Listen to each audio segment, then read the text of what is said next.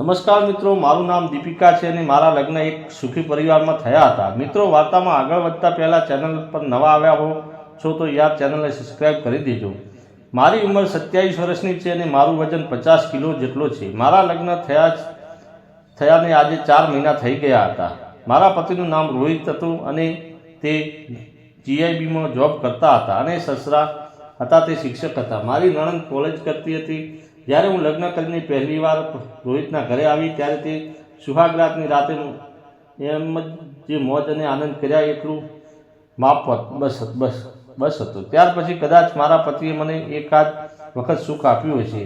તે દિવસથી હું અધૂરી રહી ગઈ છું. હું એવી શોધમાં હતી કે કારણ કે મારા પતિને નવરાઈ નહોતી. હવે હું શું કરું? બીજી વ્યક્તિ જોડે કોઈ સંબંધ રાખીએ તો સમાજ તાના મારે હોય છે. એટલે હું શાંત કરવા માટે અલગ અલગ વિચારો ખોવાલી રહેતી હતી. મારી સાસુ સીવવાનું કામ કરતા, પાયલ કોલેજ જાય, સસરા શાળામાં જાય, હું ખાલી ઘરમાં આમથી આમ ફર્યા કરતું.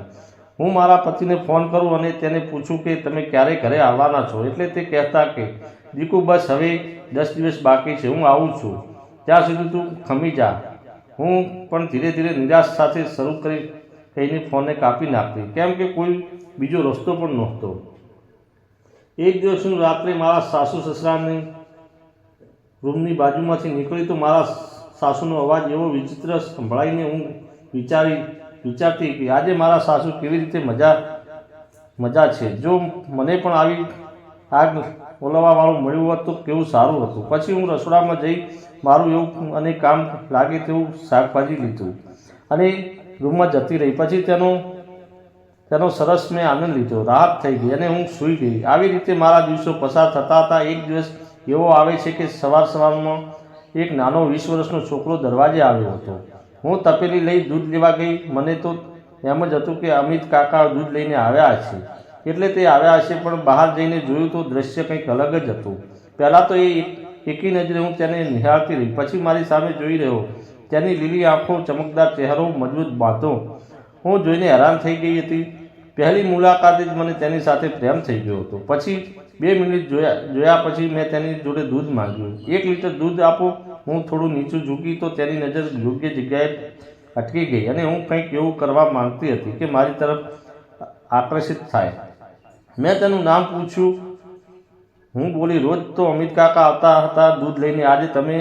અરે ભાભી, તમે મને ઓળખો નહીં? હું તો તેમનો દીકરો છું. મારું નામ પ્રીતમ છે. ને હું વિચારવા લાગી, આ તો તીર નિશાને વાગી જાય એવું છે. પછી હું મારા નખરા બતાવવા લાગી, કેમ કે મારે મારો રસ્તો કાઢવો હતો. પછી હું મારા ભરાદાર શરીરને તેની આગળ બતાવી તેને મોહિત કરવા માંગતી હતી. પછી હું ઘરમાં ગઈ અને મારી સાસુને કહ્યું કે અમિત કાકાનો દીકરો પ્રીતમ આવ્યો છે દૂધ લઈને. મારી સાસુ બોલ્યા કે કેમ તેના ના આવ્યા? પ્રીતમ કહેતો હતો કે તેના 15 દિવસ માટે સુરત ગયા છે, તો હું થોડા દિવસ માટે આવીશ. તે બોલ્યા ઠીક છે, પણ હું તેની યાદોમાં આખી રાત ઊંઘી ન શકી.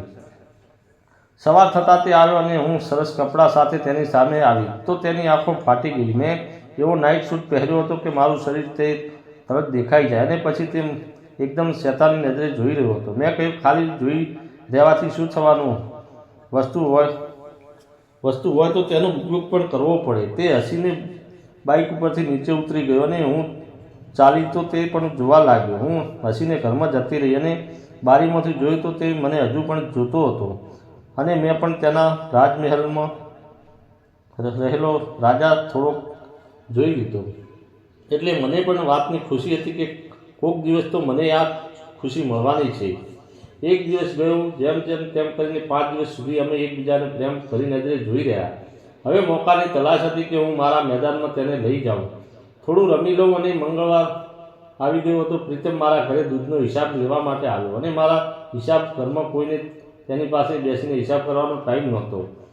સાસુમાં અને નણંદ તો અમારા લગ્નની DVD ઉપરના રૂમમાં બેસીને જોતા હતા. સસરાજી અને પતિ હાજર નહોતા. હું એકલી હતી. પ્રીતમને બેસાડ્યો અને પાણી આપ્યું. પછી અમે બેઠા. હું તેની સામે પ્રેમ ભરી નજરે જોઈ રહી હતી. તે પણ તે મને રીતે જોઈ રહ્યો હતો. પ્રીતમે કહ્યું, ભાભી ચાલો હિસાબ કરી લઈએ.